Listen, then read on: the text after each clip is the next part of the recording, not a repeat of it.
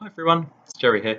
So we're going to continue to explore and unpack some of the Module 1 assignments that you've got coming up.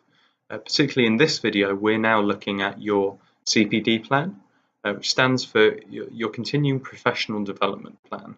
So taking on board what you've learnt during the first module of the PG Cert and looking forwards to your professional role within BIM, outside of BIM potentially, and thinking, well, how do you want to grow and develop as a practitioner? So as an assignment piece, as you know, this sits within your Module 1, which is a 3-part essay. We've already looked at your main essay section and your values statement. So for your CPD plan, we're recommending about 500 words. So it's quite small and compact, really. There's not a huge amount of reflective analysis in it at all. It's your opportunity to articulate where you want to get to in your professional development, how you're going to get there in terms of developing, practicing professional skills, and a bit of a sense of how you're going to be able to tell when you've got there, a bit of self-assessment, and perhaps some observation for yourself in working out when you'll have achieved enough to move on to something else. So if we reference back to your Module 1 learning outcomes, we're particularly looking at learning outcome 4, right, which is nice and simple. It's just to write a CPD plan for the rest of your PG Cert. We provide you with a template for this that's available on the blog, and really it's just a nice opportunity for you to bring together some of the nice reflective learning that you've done in your main essay and your value statement, and to take some of that in terms of the strengths and weaknesses of yourself as a practitioner, some of these ideas that you might be interested in from the PG Cert, and your values, your beliefs, the kind of core of what matters to you as a teacher.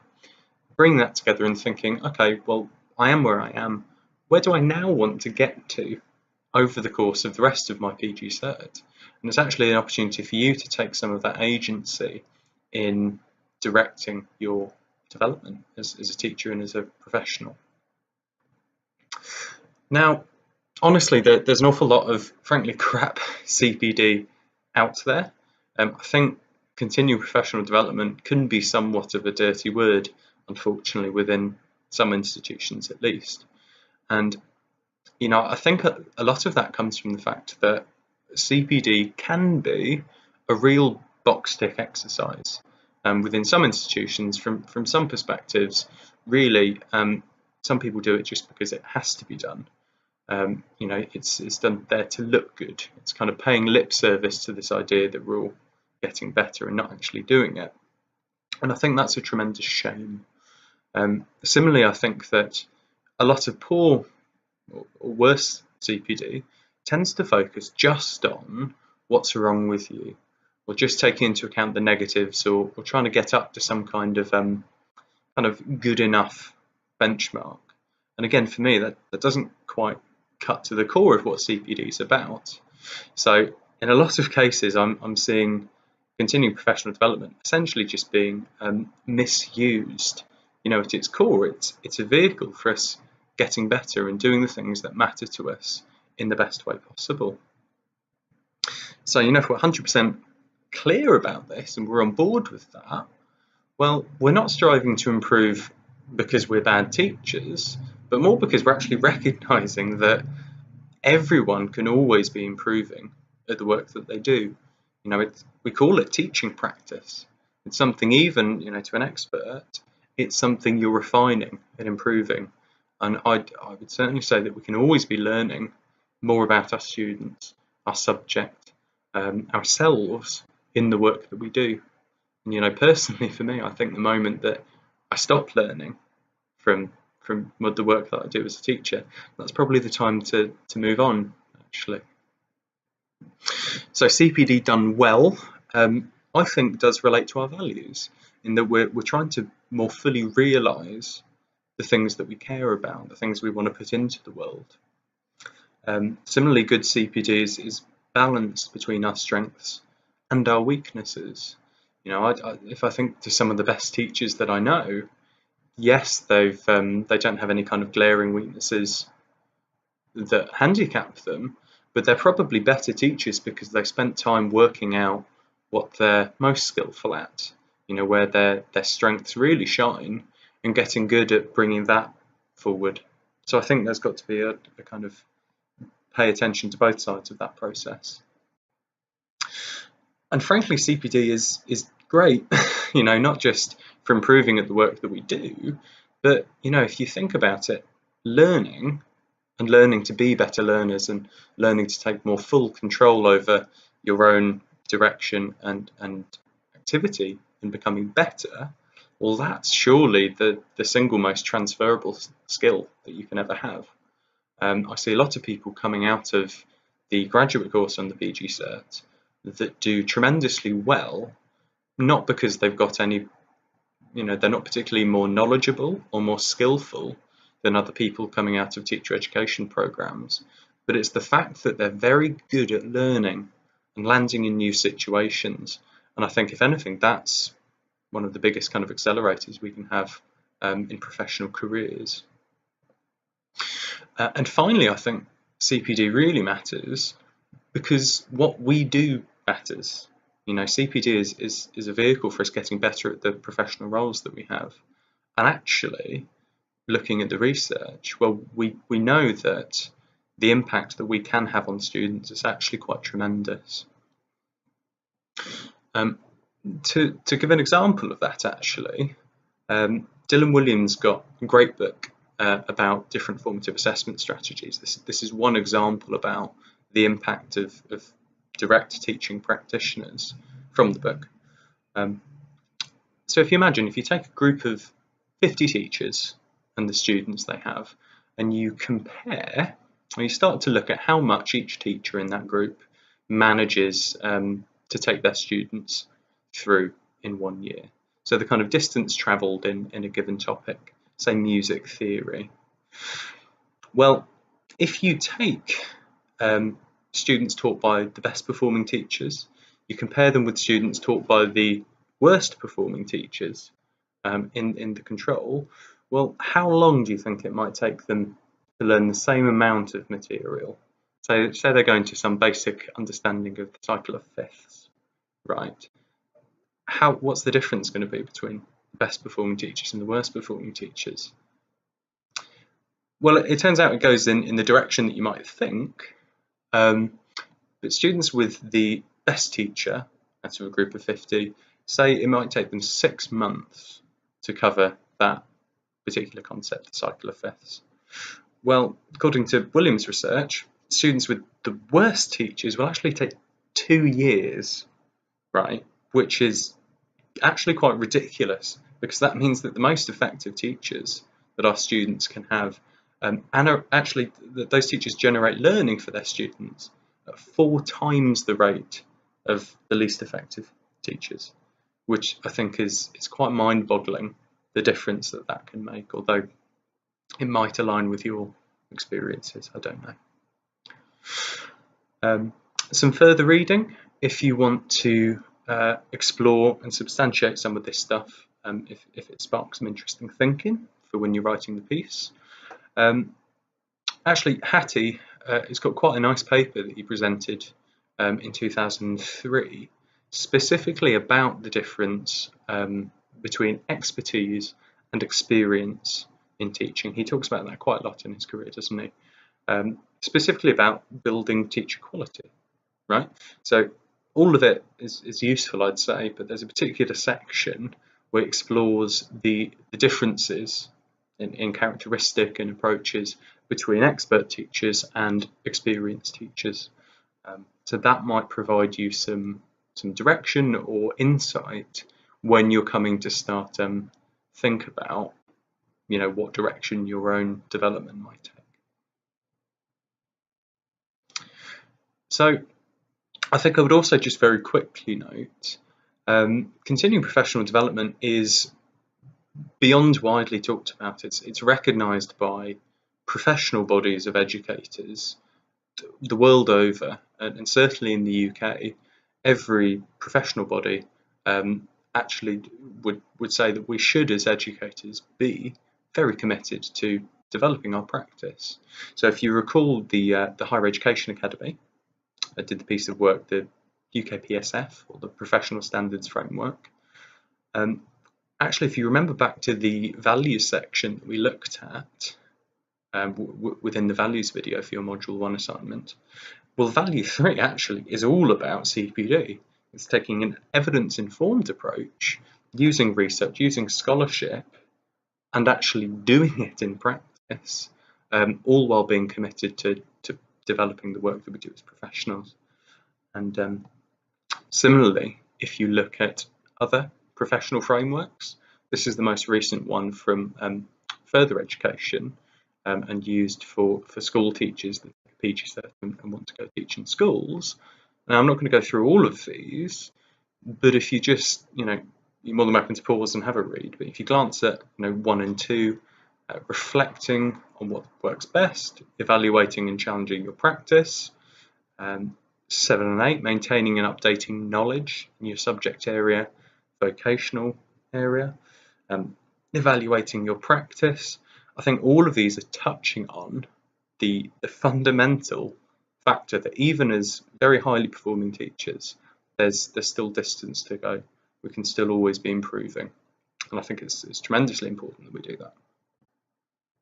So I suppose the question that we're left with, after that, knowing it's a really important thing to do, how do we plan, good CPD in order that we not only accelerate our own development, benefit ourselves as practitioners, but also so that it impacts our students?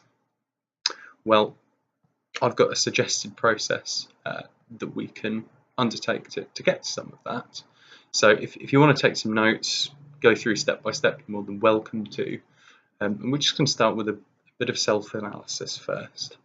So as a practitioner, in relation to teaching, student support, whatever you're doing, right now, what would you say your main strengths and weaknesses are? Based on your own observations, based on what feels easiest, what feels most challenging, potentially based on student feedback, what are you good at? What do you think you need to get better at? And then once you've got a couple of lists of those, well, pick a couple of them and start picking a bit further. What do you think within your strengths and weaknesses? What are the actual skill sets? What are the core pieces of knowledge, or I suppose skill functions that make them work?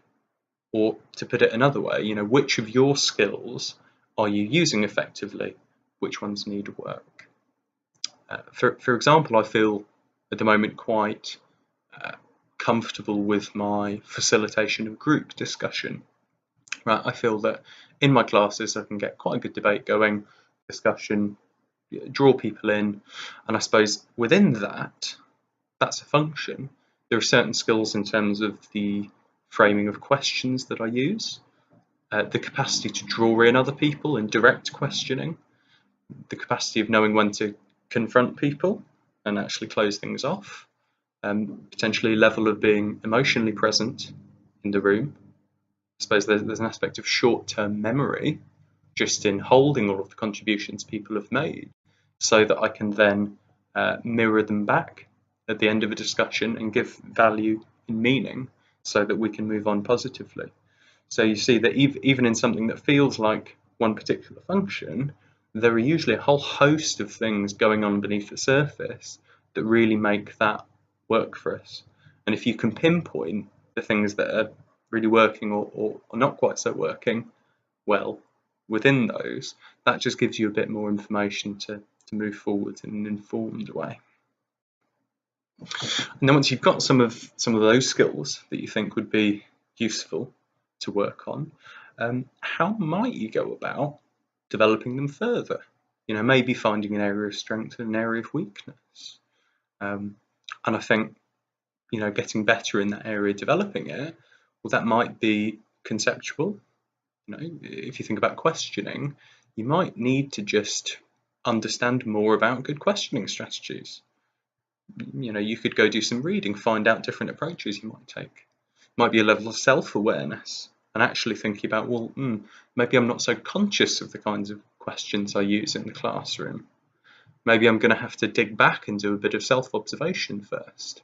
Maybe video my practice. Or, I suppose, or it's probably also the fact you're gonna need to keep doing it. So it's not enough to just read about it. You do also need to practice it. Repetition, refinement, those kinds of things. And then once you've got some ideas for how you might take those skills further, well, how are you actually going to genuinely know if you've improved, when you've improved? Are you going to have a sense of confidence that you didn't before? Are you looking to see particular changes in the contributions of your students or the quality of student work? Are you able to look for particular pieces of feedback from students, from tutors maybe? Just to give a sense of when kind of enough's enough, when you know that you've got better, so again that you can either set another direction or continuing to refine and work on that skill again. So once you've done some of that thinking, it helps to then just refocus it and make it a bit more practical. So if you think about it, it's really just about identifying 3 key things. So beyond a general area of direction, it's about having very specific goals that you'd like to hit, knowing how those are going to be made visible, say, when you've reached them. It's about setting areas of deliberate practice towards achieving those, which is both about the practice and the repetition, and also about the deliberateness, the informedness with which you act, that again might be supported by reading, by observer feedback, etc. And it's about knowing how you're going to get very high quality information about how well you're doing towards achieving those goals. So how are you going to get feedback on your development? Who, from, when? How are you going to know that information and that feedback is unbiased or useful or specific enough that it will help you carry on developing? So if you're hearing all of that and thinking, well, that actually just sort of sounds like developing a lesson, I don't think you're very wrong. So in a similar way to when you're designing good learning opportunities for students, it helps to have a clear learning outcome, clear learning activities, assessment and feedback. Well, the same is true when you're the learner. And in a very similar way, you don't really want to aim at too many goals. So if you think about it, very beneficial when working with your students to set them clear goals and not kind of vague, immeasurable ones. And by the same token, it's very helpful to not have too many goals and too many destinations, because then everyone is going off in a million directions and playing different games. So for this assignment, I'd recommend just go for 3 real kind of personal and useful as much as possible goals for your own professional development. So really, bringing it all together, it's just like aligning a lesson, just like an aligned curriculum. So right now, with what you've been thinking, what would your 3 main goals be for getting better? And you can write them in measurable terms, using all the same rules as intended learning outcomes. So, making them specific, using an active verb, giving qualifiers that add detail, making sure that you're accountable and they've got some form of time element to them as well. What will be your activities that you're going to undertake to help you achieve them? What are going to be your teaching learning activities, or your learning activities? And in a similar way, you probably want to be both doing the thing that you're trying to get better at quite a bit, as well as continuing to deepen and broaden your understanding of that skill, potentially through reading, potentially through discussing with colleagues, maybe even discussing with your students how those things are working. And then how will you know if when you've achieved the goal. So where is your assessment opportunity to quantify your own success? And it doesn't have to be any kind of big formal way, but when are you going to be able to tell when you've got there and how well you've got there, when you can move on or reflect back? It can also help to think about who might help you in that journey. It doesn't just have to be you reading, trying stuff out, being a workhorse by yourself. Maybe there are other colleagues, maybe there are people well informed within your particular BIM college that might help you with that you can work with. And similarly, there might be particular resources that you can use or that you need actually in some cases in order to be effective. You might think about reading, you might think about learning resources. You might think about videoing your own sessions and using that as an objective kind of measure to seeing your own impulses and intuitions and seeing whether those are actually carrying out in the room. So this is an example of a filled out CPD form for one goal in particular. This is just an example, obviously. And you'll see that it's just broken down by area of development, specific goals to be achieved within that area, and then the developmental activities to be undertaken. So the final two columns about recording your activity, recording any comments, you can just leave those blank for your submission. This we just expect for you to be filling out as and when you actually undertake the activities. So I suppose a couple of things to note about this.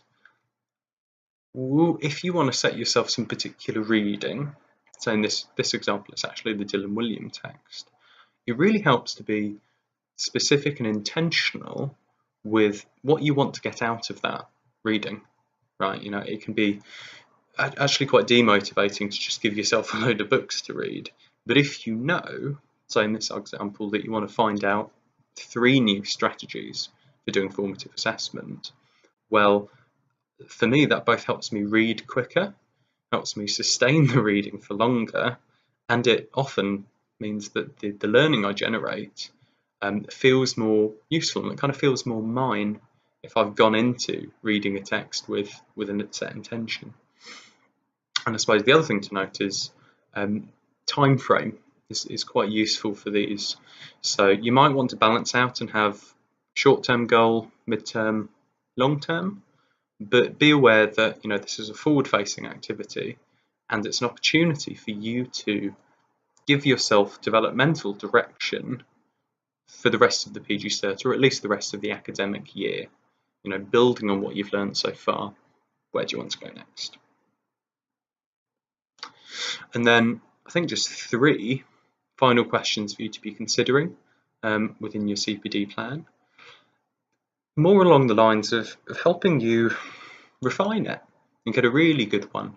Beyond it being an essay submission for your PG Cert, helping you get a plan that you're actually quite motivated to carry out, one that feels useful and authentic for you right now to be doing and undertaking. So does your CPD plan relate to your values? How well is it helping you put into practice the things that you care about? Does your CPD plan balance and pay balanced attention to your strengths and your weaknesses?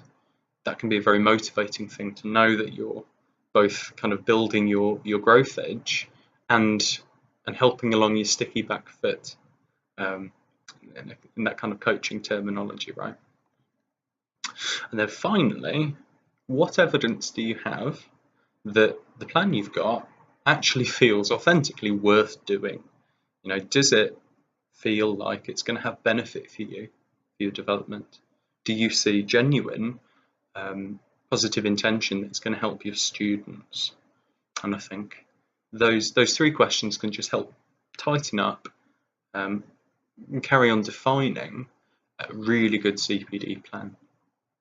Because again, if it's like a well-aligned curricula, then it's just a well-aligned and tightened piece of developmental planning for yourself.